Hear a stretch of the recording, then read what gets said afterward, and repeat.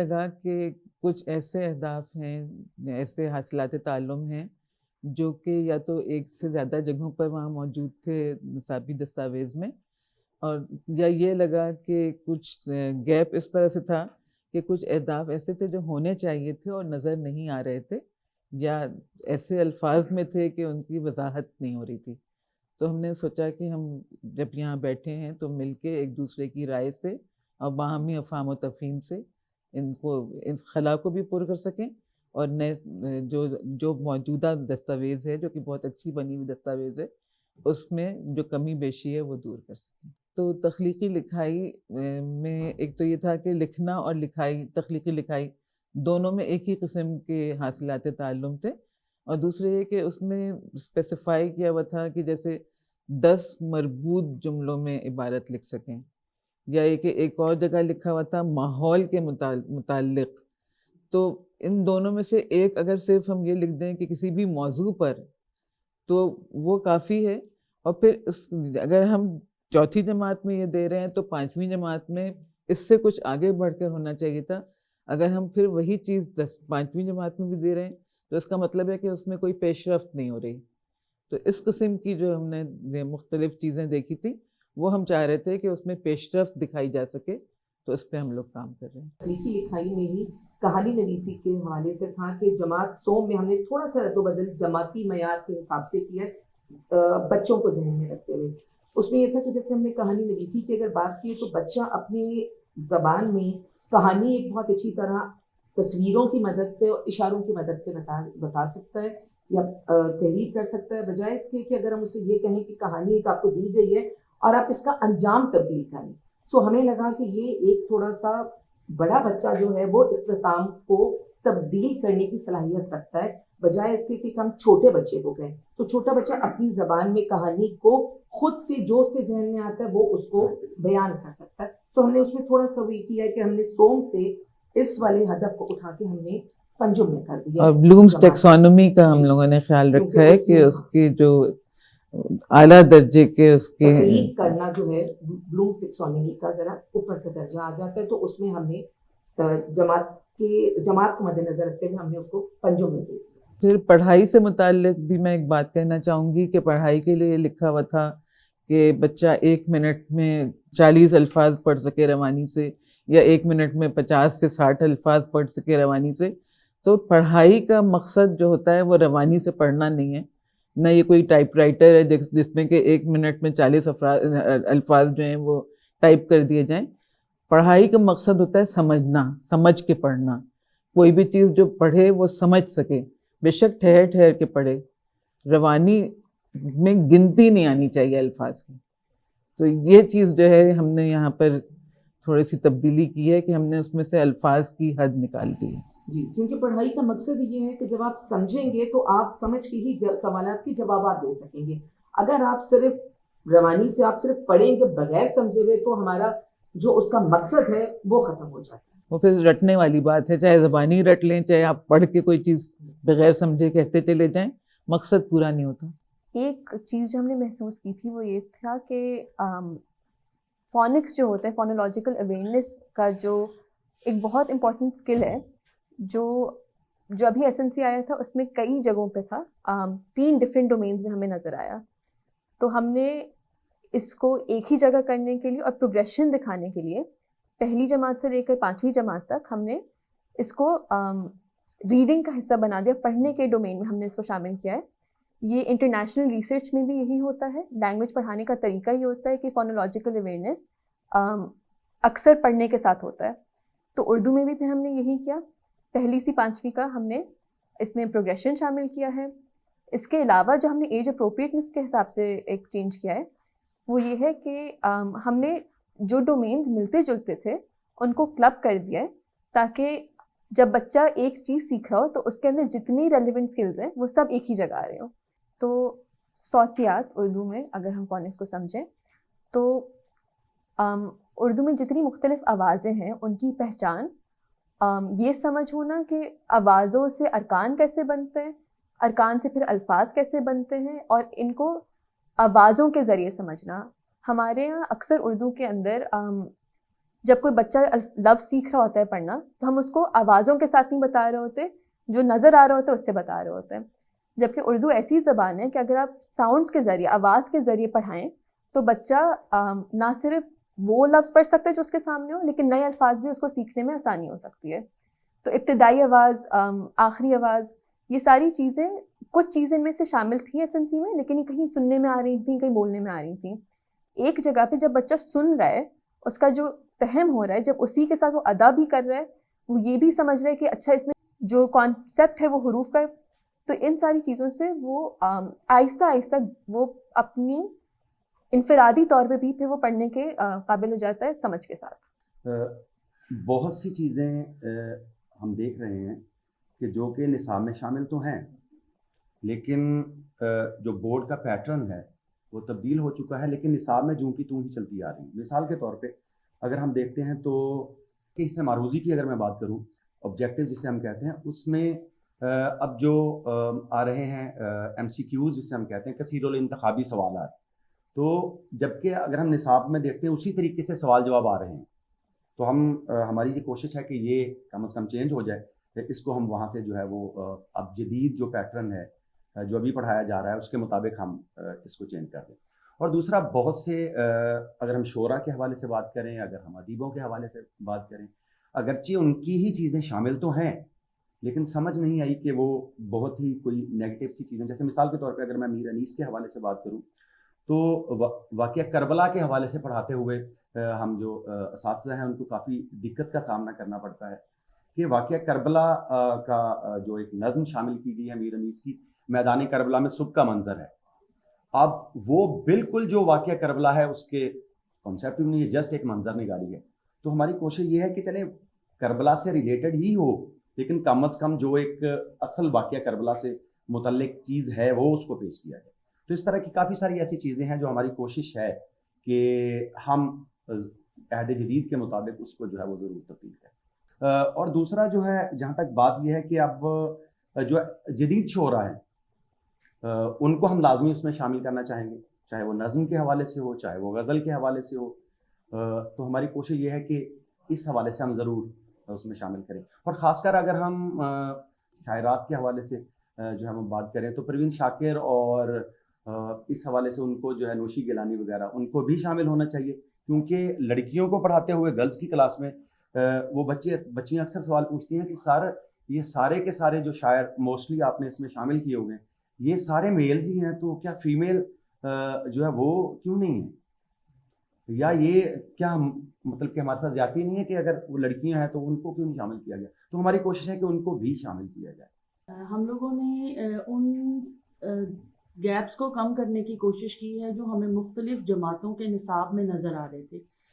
مثلاً یہ کہ تخلیقی لکھائی کہاں کس سطح پر بچوں کو سکھانی چاہیے, اس کا کیا طریقہ کار ہونا چاہیے, کہانی نویسی ہے تو وہ کس درجے سے شروع ہونی چاہیے اور اس کا کیا طریقہ کار ہونا چاہیے. مثلاً اگر ہم دیکھیں تو سوم جماعت میں ہم نے صرف تصویری کہانی کو اہمیت دی, کیونکہ بچہ ایک تصویر دیکھ کے جو ہے وہ کہانی لکھ سکتا ہے, لیکن اس کے بعد درجہ بدرجہ ہم نے اس کا جو طریقہ کار ہے اس کو بھی تبدیل کیا ہے. اسی طرح جب بولنے کی باری آئی تو اس کے اندر بھی ہم نے مختلف جو بولنے کے طریقہ کار ہیں, ان کے آداب ہیں, ان کو ہم نے شامل کیا کہ بولنے کے جو ہیں وہ کیا طریقہ کار, مطلب تقریر کرنے کا ایک الگ طریقہ ہے, خطبہ دینے کا الگ طریقہ ہے. تو ہر سطح پر جو ہے ہم نے وہ اس طریقے کو متعارف کرانے کی کوشش کی, یہ نہیں کہ ایک ہی جگہ پر ہر چیز جو ہے وہ بچہ بول رہا ہو. اس کے علاوہ جو روزمرہ زندگی کی ہماری مہارتیں تھیں وہ ایک الگ ڈومین کی طور پر اس نصاب میں شامل تھیں. ہم نے اس کو بھی بولنا, پڑھنا, لکھنا اور اس میں جو ہے وہ سپلٹ کر دیا, اور وہ مختلف جو ہیں وہ ڈومینز کو کور کر رہی ہیں. تو روزمرہ زندگی کی مہارتوں میں زیادہ تر کرنے کے کام تھے جن کا تعلق تعلیم سے زیادہ تربیت سے تھا. تو تربیت بے شک نصاب کا ہی حصہ ہے, ایک استاد ہی ہے جو کہ تربیت کر رہا ہوتا ہے اپنے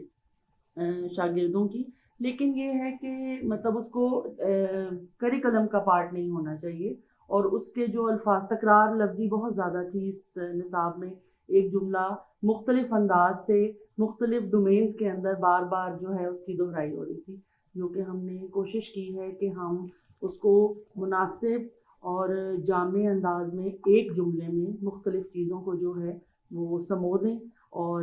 پڑھنے والا سننے والا سمجھ بھی سکے. ہم نے اس کی 5 ڈومینز کی ہیں. تخلیقی لکھائی کو ہم ایک جگہ پہ لے کے آئے ہیں، لیکن میں سب سے اہم بات جو کرنا چاہوں گی وہ یہ ہے کہ روزمرہ مہارتیں اور استحسان و تنقید، یعنی کہ تحسین و آفرین میں جو آتا ہے کہ ہم بچے کو الگ سے وہ دیا ہوا تھا کہ وہ مہارتیں الگ سے سکھائیں. استحسان و تنقید اور روزمرہ مہارتیں یہ آپ کی تربیت میں ہیں اور تعلیم و تربیت کا چولی دامن کا ساتھ ہے، وہ الگ جا کے بچے کو نہیں سکھائی جا سکتی. جب آپ پڑھا رہے ہیں تو بچہ اپنی پسند ناپسند کا اظہار اگر وہ لکھ رہا ہے، بول رہا ہے، تو اسے آزادی ہو، وہ اس کی تربیت کا حصہ، اسے بتایا جائے کہ آپ اپنی پسند اور ناپسند کے بارے میں بھی اس کا اظہار کر سکتے ہیں. اس کے لیے یہ نہیں کہ کوئی الگ سے کوئی نئی مہارت جو ہے وہ سکھائی جائے گی. اسی طرح اور ایسی چیزیں ہیں جو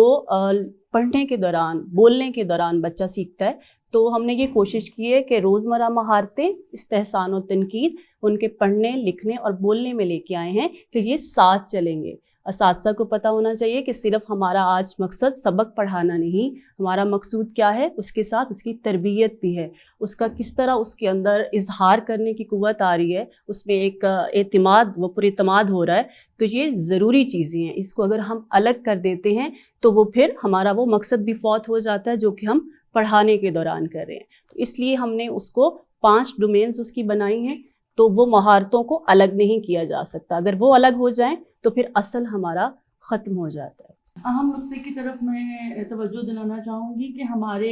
8ویں جماعت کے نصاب اور 9ویں جماعت کے نصاب میں ایک بہت بڑا خلا تھا جس کو ہم نے پر کرنے کی کوشش کی. وہ یہ کہ 8ویں تک بچہ صرف نظمیں پڑھ رہا ہے، اور جب وہ 9ویں جماعت میں گیا تو اس کو ایک دم میر تقی میر اور حیدر علی آتش کی غزلیں پڑھانا شروع کر دیں، جو کہ بچے کے لیے ایک بالکل نئی صنف تھی اور اس کو کچھ سمجھ نہیں آئے گی کہ اس نے کیا کرنا. اور جو آج کل ہمارے حالات چل رہے ہیں، ہمارا سیشن کبھی ریڈیوس ہو جاتا ہے، کبھی کلاسز نہیں ہوتی، تو میرا خیال ہے کہ ایک نئی صنف کو متعارف کرانے کے لیے ضروری ہے کہ 8ویں جماعت میں بھی اس کا کچھ نہ کچھ تعارف ضرور شامل کیا جائے. کم از کم اس حد تک تو ضرور شامل کیا جائے کہ اس کو اس کی تعریف بتا دی جائے اور اس کو اس کے طریقہ کار سے متعارف کروا دیا جائے کہ اس صنف کو کہنے کا طریقہ کیا ہے.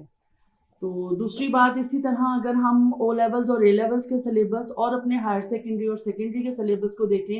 تو فیچر رائٹنگ پہ صرف او لیول اور اے لیول والوں کا تو حق نہیں ہے. ہمارا 8ویں جماعت کا بچہ بھی فیچر رائٹنگ کر سکتا ہے، رپورٹ رائٹنگ کر سکتا ہے. تو ہم نے اس خلا کو بھی پر کیا ہے اپنے جو ہم ڈاکومنٹ ریویو کر رہے ہیں اس کے اندر، اور ہم نے یہ چیزیں جو ہیں یہ ڈالی ہیں اس کے اندر. سب سے پہلے تو نصاب کے حوالے سے بات کریں گے کہ جب بھی نصاب ترتیب دیا جاتا ہے تو کوئی بھی نصاب جو ہے، جو سابقہ نصاب ہے، وہ یکسر مسترد نہیں ہوتا. ہمیشہ سابقہ معلومات یا سابقہ جو مقاصد ہیں ان کی بنیاد پر جب نئی مقاصد ہم قائم کرتے ہیں تو وہ دیر پا اور مضبوط ہوتے ہیں. تو یہاں پہ ہم نے جو سابقہ نصاب تھا اس کو یکسر مسترد نہیں کیا. ہوتا یہ ہے کہ جب نصاب میں تبدیلی آتی ہے تو ہم تبدیلی کے لحاظ سے جو چیزیں مناسب ہوتی ہیں، جو اس تبدیلی کے مطابق ہوتی ہیں، ہم ان کو اپنا لیتے ہیں. اور جہاں سمجھتے ہیں کہ وہ تبدیلی جو ہے اب وہ ایک طرح سے آؤٹ ڈیٹڈ ہو گئی ہے اور اس میں نئی ہمیں چیزیں جو ہیں وہ لانی چاہیے، تو پھر ہم اس میں نئی چیزیں لاتے ہیں. تو نصاب کی تیاری اس طرح سے ہوتی ہے. تو اس نصاب کو ہم نے سابقہ نصاب کے ساتھ لنک کیا ہے کہ جو مناسب چیزیں تھیں وہ ہم نے لی ہیں، اور جہاں پہ ہمیں لگا کہ زمانے اور ضرورت کے حساب سے وہاں ہم نے نئی چیزیں ایڈ کی ہیں. اگر ہم نصاب کی اہمیت کی بات کریں تو یہ بات مسلمہ ہے، ہر جو شعبہ تدریس سے جس بھی فرد کا تعلق ہے وہ اس بات سے اتفاق کرتے ہیں کہ سیکھنے کا آغاز اگر اپنی زبان میں کیا جائے تو اس سے بچوں کی تخلیقی صلاحیتیں زیادہ بہتر طور پہ ابھر کے سامنے آتی ہیں. بچہ جو زبان شعور کی آنکھ کھولتے ہی سیکھنا شروع کرتا ہے وہ اس کے دل اور دماغ کے قریب ہوتی ہے،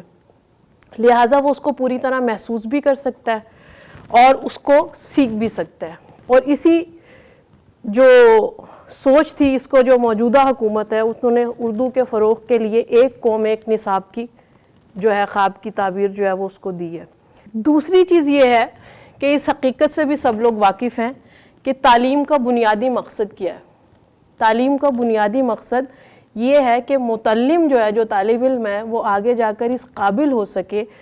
کہ وہ خود علم ایجادات کی شکل میں لا سکے۔ وہ ایجادات سائنس میں بھی ہو سکتی ہیں، وہ ایجادات جو ہے وہ ادب کی صورت میں بھی ہو سکتی ہیں، لیکن تخلیقی صلاحیت کو وہ مد نظر رکھیں، کیونکہ علم جو ہے وہ طوطے کی طرح رٹنے کا نام نہیں ہے، علم سیکھنے کا نام ہے، علم نئے اضافوں کا نام ہے۔ اگر ہم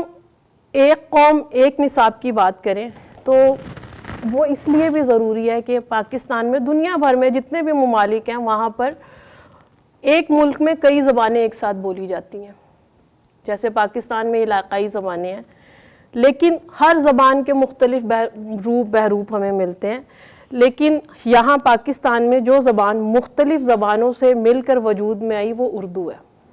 اور اردو کو ہم رابطے کی زبان بھی کہتے ہیں۔